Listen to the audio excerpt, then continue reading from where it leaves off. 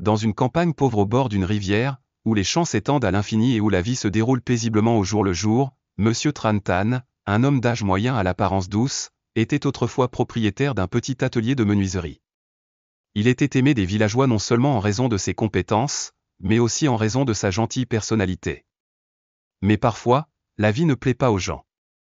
Il y a quelques années, un grand incendie a soudainement détruit tout son atelier de menuiserie.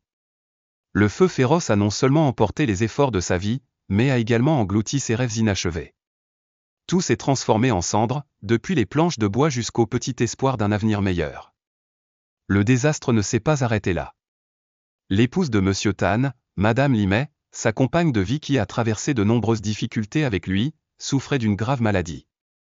Les petites économies de la famille étaient dépensées en médicaments d'ordonnance et en traitements sans fin.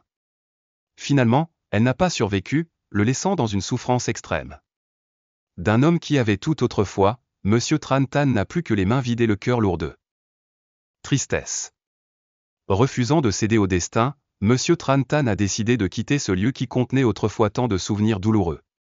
Il a déménagé dans un petit village au fond de la forêt, à Techung, où personne ne savait qui il était, pour commencer une nouvelle vie.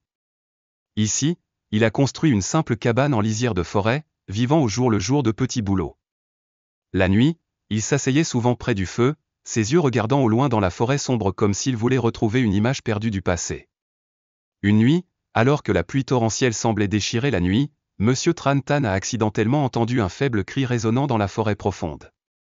Au début, il crut que c'était simplement le bruit du vent qui sifflait à travers les arbres, mais le son devint de plus en plus clair, indubitable. Curieux et inquiet, il suivit le bruit des pleurs, ses pieds marchant dans les flaques de boue. Sous l'éclair de la nuit noire, il découvrit un petit paquet blotti parmi les feuilles humides de la forêt. En s'approchant, il vit qu'il s'agissait d'un bébé âgé de quelques mois seulement, au visage pâle et aux yeux rouges à force de pleurer trop longtemps. Le bébé était enveloppé dans une fine couverture humide, ses petites mains s'agitaient comme pour demander de l'aide. Monsieur Tran-Tan a regardé autour de lui, confus, mais n'a vu personne. Le bébé était comme un cadeau inattendu du destin, ou cela pouvait aussi être un nouveau défi que la vie lui réservait. Son cœur tremblait d'une émotion indescriptible. Même s'il n'avait plus rien, il ne pouvait toujours pas supporter de laisser cet enfant souffrir seul dans ce monde.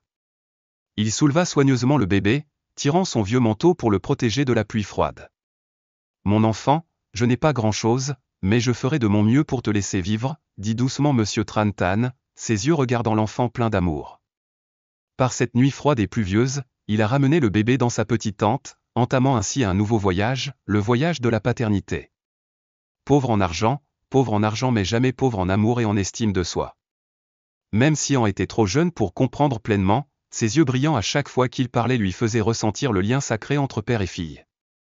Au fil du temps, Ngok An a grandi dans ses bras protecteurs, devenant une fille intelligente et agile. Elle riait souvent à chaque fois qu'il poussait la petite charrette en bois qu'il avait lui-même fabriquée dans le village. Les villageois, bien qu'au départ curieux de leur relation, ont été peu à peu touchés par l'amour profond entre père et fils. Ils ne voient plus Monsieur Tran-Tan comme un homme pauvre, mais comme un grand-père. Mais le voyage vers la paternité n'est pas seulement amusant mais aussi plein de défis. Une fois, Ngok An avait une forte fièvre au milieu de la nuit, son corps était chaud comme de la braise. Monsieur Tran-Tan a paniqué, l'a rapidement porté et a couru près de 10 km jusqu'au poste médical, malgré la pluie battante. Ses pieds étaient couverts de boue, ses mains tremblantes tenaient fermement la petite main d'An.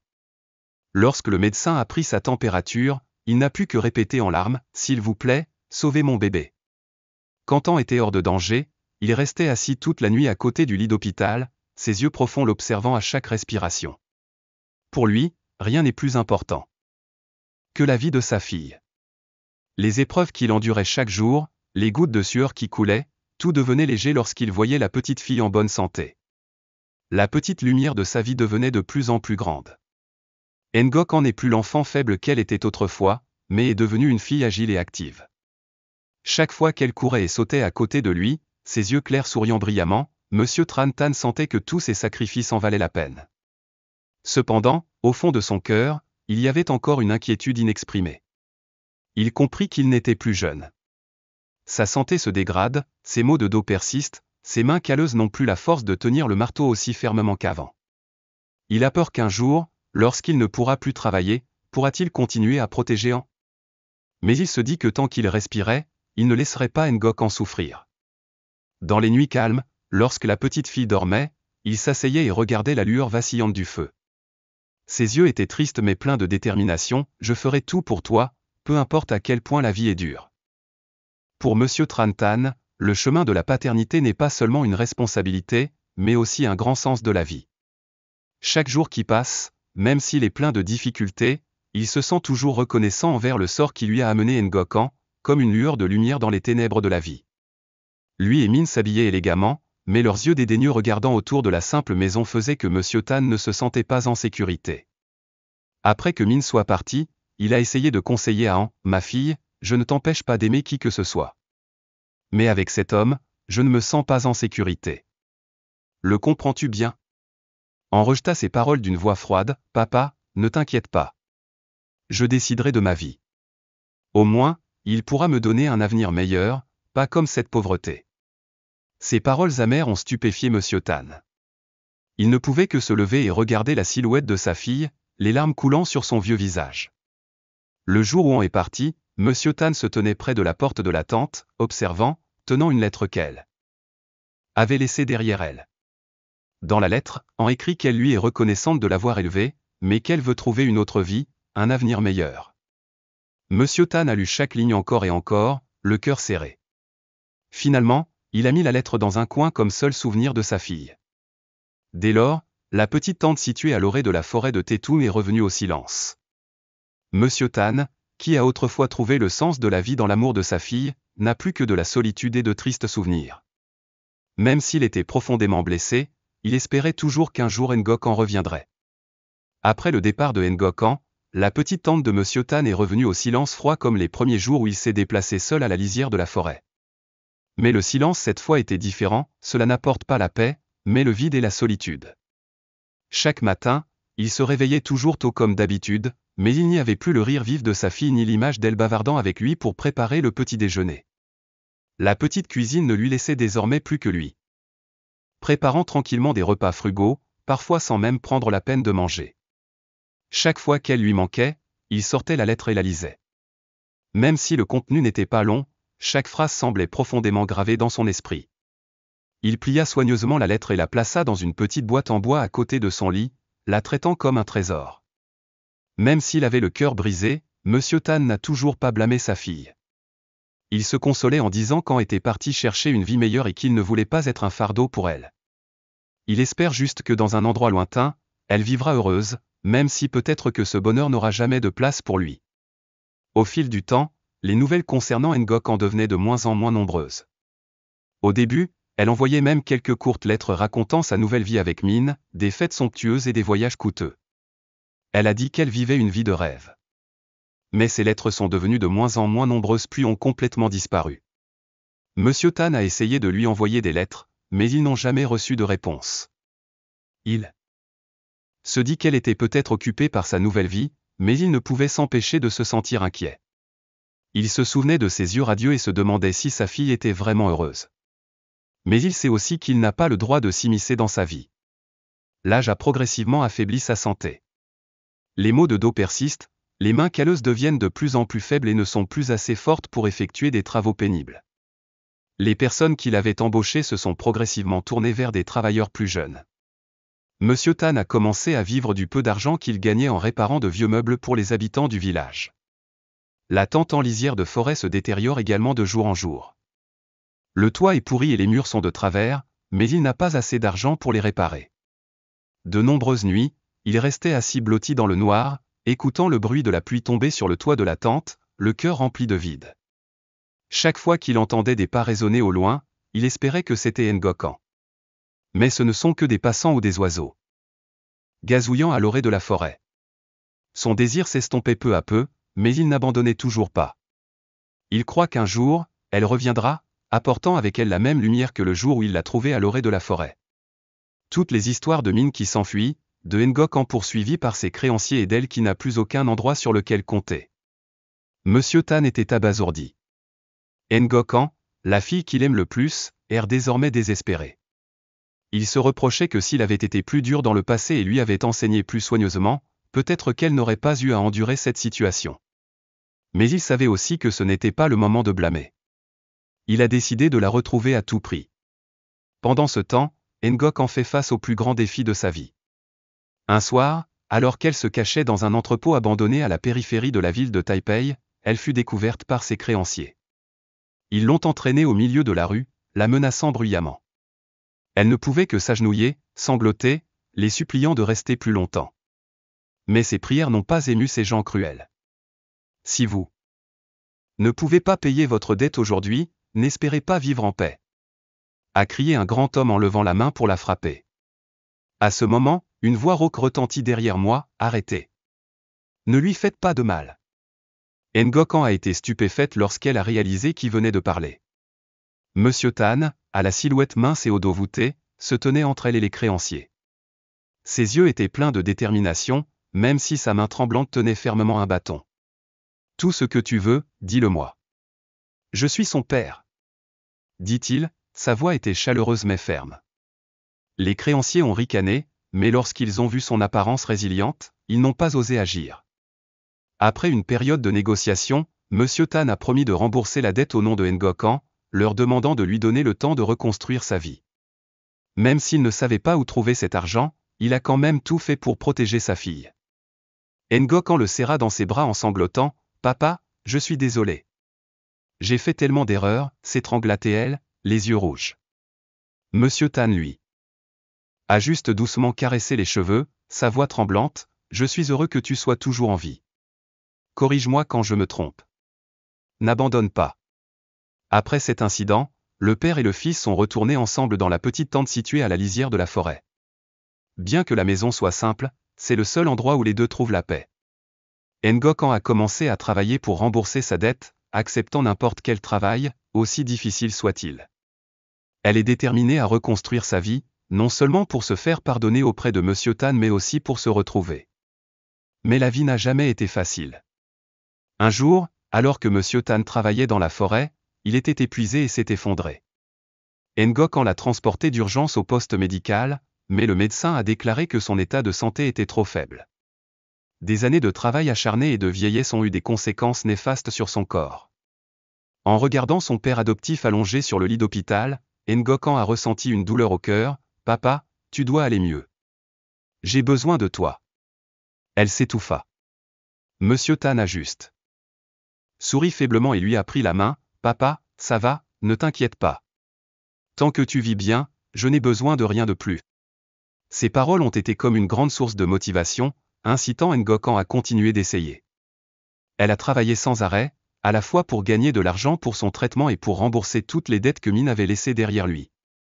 Monsieur Tan a souri et a regardé sa fille, « Je crois toujours que tu peux le faire.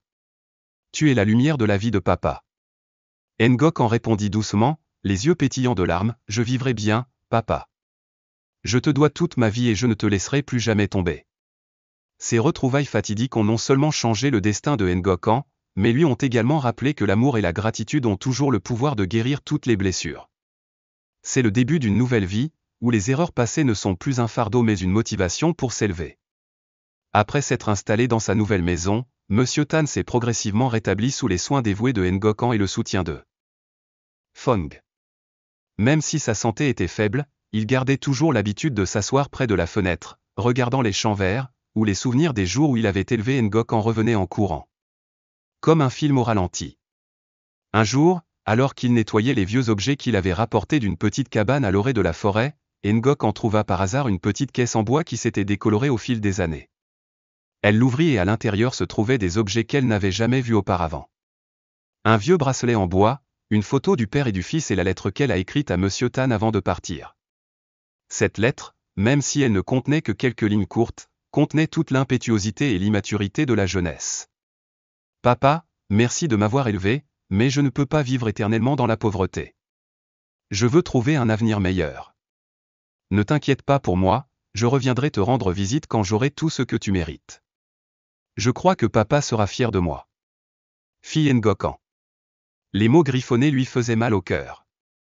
Elle ne pouvait pas croire que ce jour-là, elle pensait qu'une seule lettre pourrait effacer tous les sacrifices de Monsieur Tan. Elle se reproche son égoïsme et sa naïveté. Elle est partie, portant son espoir, pour revenir les mains vides et le cœur plein de culpabilité. Tenant la lettre à la main, elle s'est dirigée vers Monsieur Tan. Les larmes n'arrêtaient pas de couler. Monsieur Tan était assis appuyé contre la chaise, ses yeux étaient tristes mais toujours pleins d'amour lorsqu'il a vu sa fille. Papa Ngocan, appela-t-elle doucement, la voix tremblante, j'ai trouvé cette lettre, je me suis trompé, papa. Ce jour-là, je suis parti en te laissant seul. Je ne mérite pas d'être ta fille. Monsieur Tan a regardé la lettre, ses yeux brillants d'une trace de nostalgie. Il sourit légèrement, sa voix faible mais toujours pleine de chaleur, ah, papa ne t'a jamais blâmé. Le jour de ton départ, j'ai gardé cette lettre pour me rappeler que tu veux toujours rendre papa fier. Peu importe où tu vas, quoi que tu fasses, je crois toujours que tu retrouveras ton chemin. Ces paroles étaient comme un feu qui réchauffait le cœur d'An. Elle s'agenouilla, lui tint la main fine, les larmes coulant de ses yeux. Papa, j'ai fait tellement de mal. Je ne sais pas à quel point tu as souffert à cause de moi. Mais je te promets qu'à partir de maintenant, je ne te quitterai plus. Je prendrai soin de toi, pour compenser tout ce que tu as fait pour moi.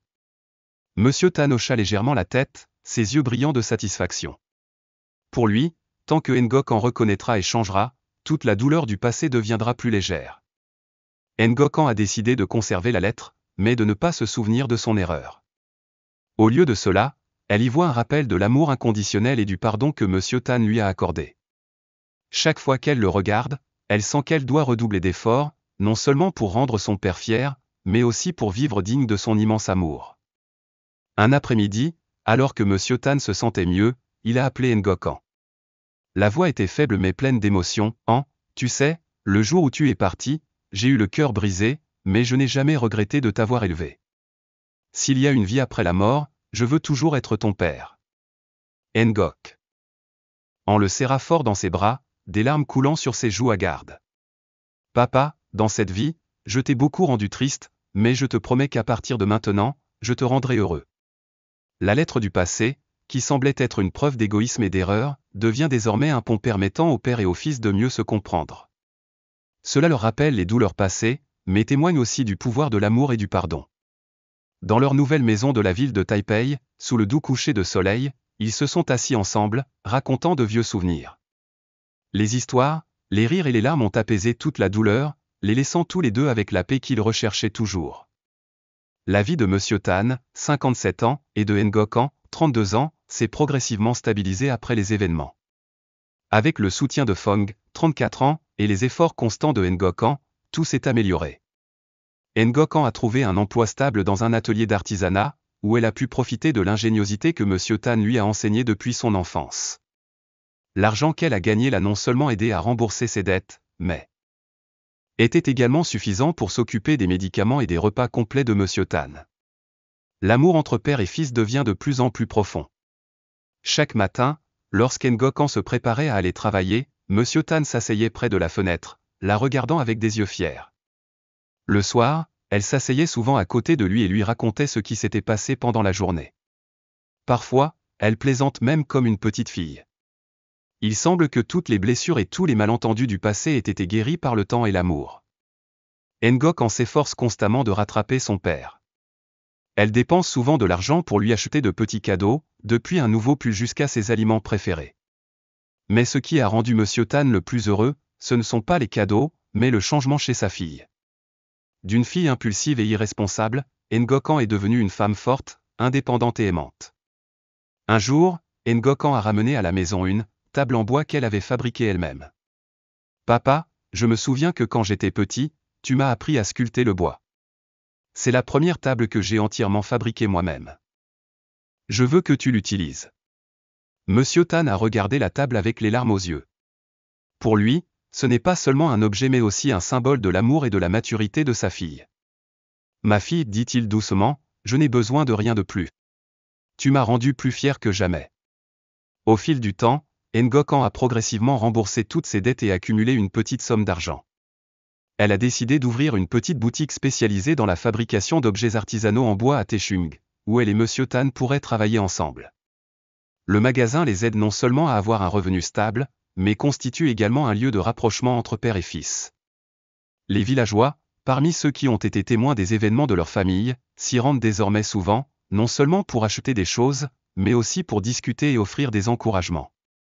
Un jour spécial, Fong s'est rendu au magasin avec un cadeau surprise. Il s'agissait d'un grand tableau représentant un père et son fils assis près du feu, une image familière que Fong avait vue lorsqu'il était enfant. Cette peinture est destinée à rappeler votre gentillesse et l'amour que vous avez l'un pour l'autre, a déclaré Fong. Monsieur Tan sourit, les yeux brillants de bonheur. Le tableau est accroché dans la position la plus solennelle du magasin, rappelant à chacun le pouvoir de l'amour et de la gratitude.